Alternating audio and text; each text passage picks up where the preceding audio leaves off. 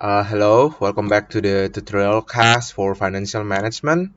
So for today, basically we are covering two chapters, chapter 12 and chapter 13.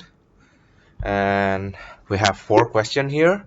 So basically I'll give you the question sheet later. So basically, in here we are calculating the return, risk, and capital market. Basically, we are going to cover a lot of things.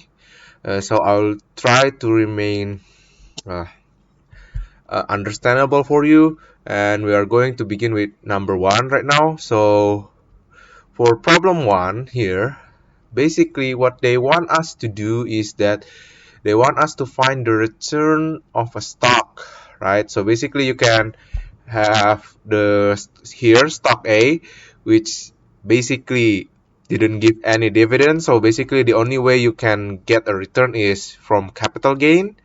And for stock B, there's no change in the price. So the only way you can gain a capital return is from the dividend. So basically this one from the capital gain, and stock A is from capital gain, and stock B is from the dividend. That's how you get the return. So what they want us here is that they want us to present the return in a percentage.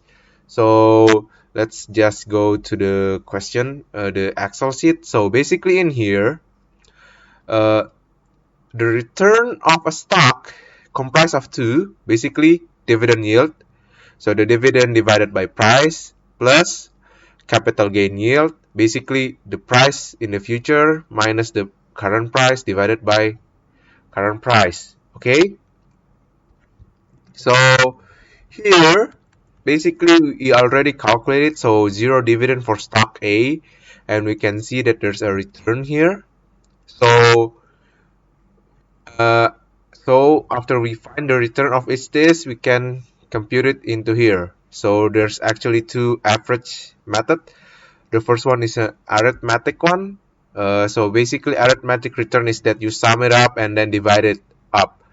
However, in the geometric return, basically all the return need to be plus 1 first, and then times each other, and then root square how many return there is. So in this case there is 3, so there is square root 3, basically like that. Minus 1, so you get the return. So what I'm going to tell you is that arithmetic and geometric mean implies two different things.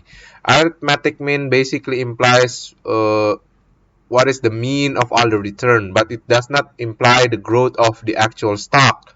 For the growth of actual stock, it is much more preferable if you use geometric average return. The reason is that it is accounted for the compounding effect of the stock. Basically, you can get a better picture of how much the stock actually grew on average by using the geometric mean, because there is a compounding effect in there. And the next is we are going to calculate what you call a portfolio return. So basically here you are already given the probability of the crisis, normal, and boom. And here we can see the stock A return. Basically in the normal we can get the same here, which is 22.76% for stock A, and for stock B we can get 9.97%. There is it is stated in the question sheet. You can check it later. So in the question sheet, there is two things that you need to point out, that in the crisis, they expected to be lower 2%. In the boom, they expected to be higher 2%. So basically, we only need to subtract 2, added 2 in the boom. Okay? And for the expected return, basically, here is the formula. So the formula compromises that the probability times the return. Basically, 20% times 20% plus 50% times 22%, 30% plus 24%, which accumulate to here 22.60%. After that, they also want us to find the variance.